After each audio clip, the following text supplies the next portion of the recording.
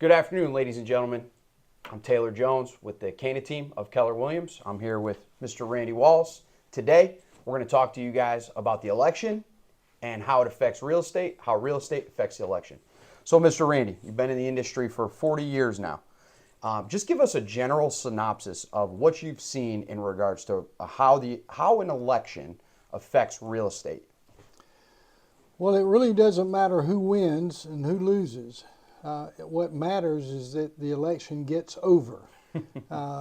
Because what happens with elections, everybody kind of gets frozen in time building up to the election and wondering if it'll be better if this person elected or that person's elected. And so you're not only going into winter, but you're going into the election time. So it actually slows down our winter time a little bit faster. But what has happened in 9 out of the last 11 elections is that the market picks back up right after the election in the next year, in like the first quarter of the following year. And I expect that to happen here too. You get everybody's in a honeymoon period from the election. Okay, We're going to give them a chance. Let's see how they do. Interest rates usually come down. We're certainly expecting that this year, hoping for that this year. And, so if rates come down and everybody says, well, let's get on with our lives, that's what they're looking to do. And the market picks up and everybody gets back to buying and selling again. Yep. Three variables that are always contingent upon the effect of the market is going to be home sales, home prices, and mortgage rates. Randy, give me just a little insight as to what you've seen regarding maybe home sales of the past in elections, and how is that going to affect this current market? Well, like I said, it usually picks up. So in the past, that's usually been the case. I mean, January and February are just typically in any year. They're usually fairly decent years for us because everybody gets started anew. It's a new year. It's ready to go.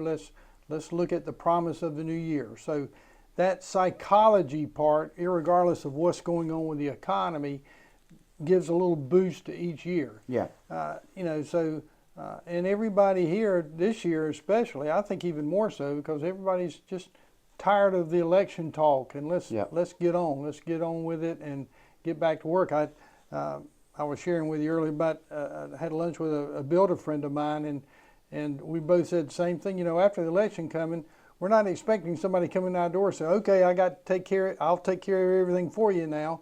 No, we're expecting to say, hey, wait a minute. I've got to get back to work. I've got to go do my thing. Nobody's coming to rescue me personally. I have to go produce. So let's get back to work and get on with life.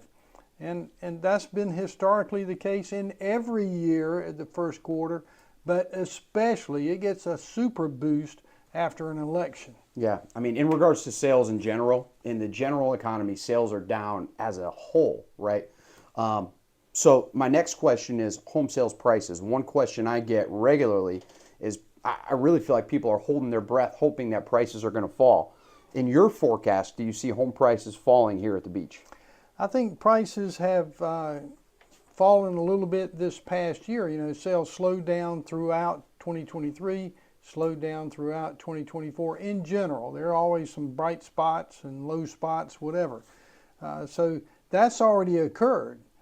What we're seeing now is the expectation that another drop in interest rates like we had a month or so ago, that will spur more activity, and that will start leading to rising prices, if not in the first quarter of 2025, probably by the second quarter of 2025, you'll start to see prices rise.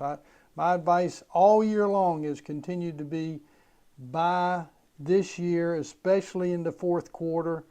That's a good time for buyers. Yep. For sellers, I'd be waiting till the first or second quarter of 2025, just anticipating the prices to start rising again. Yeah, I mean, everything in life in the general economy is about supply and demand.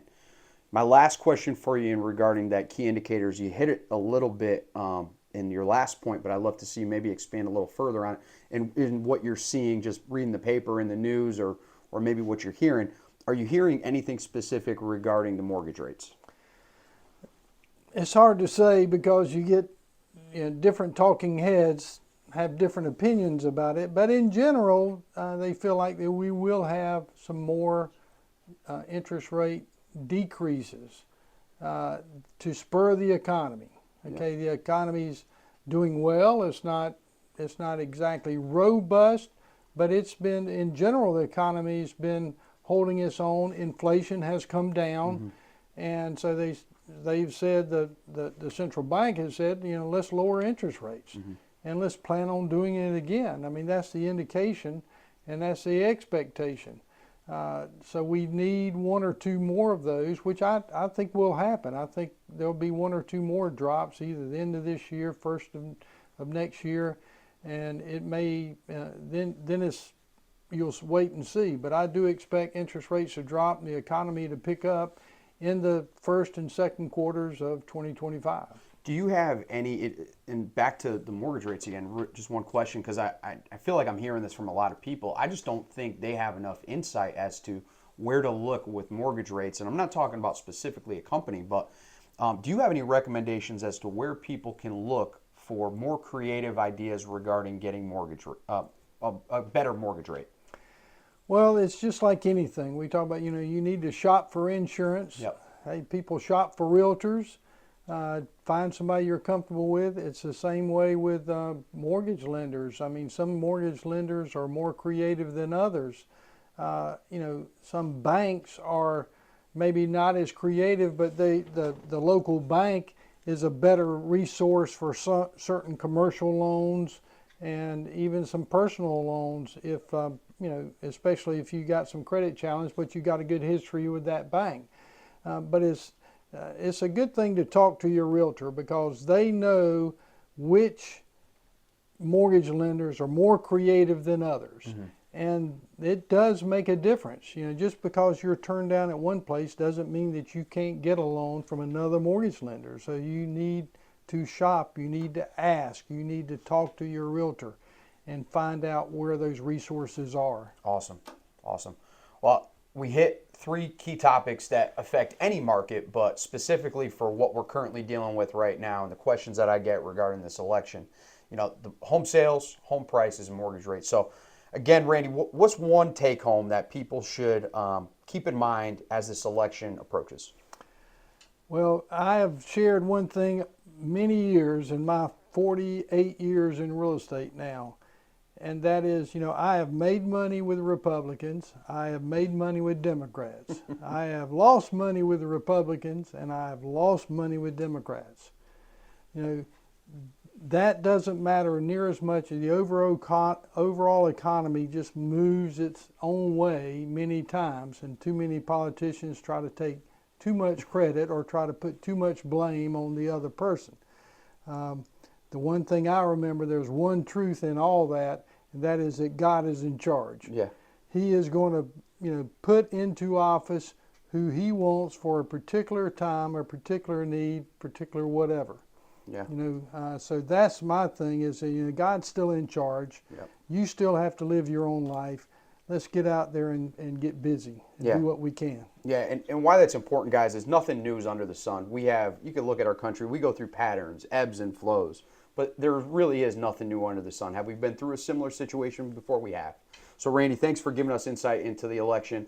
I hope this helps, guys. Give us a call, shoot us a text, give us a comment. We'd love to hear back from you, and we want to be your realtor that represents you here at the beach.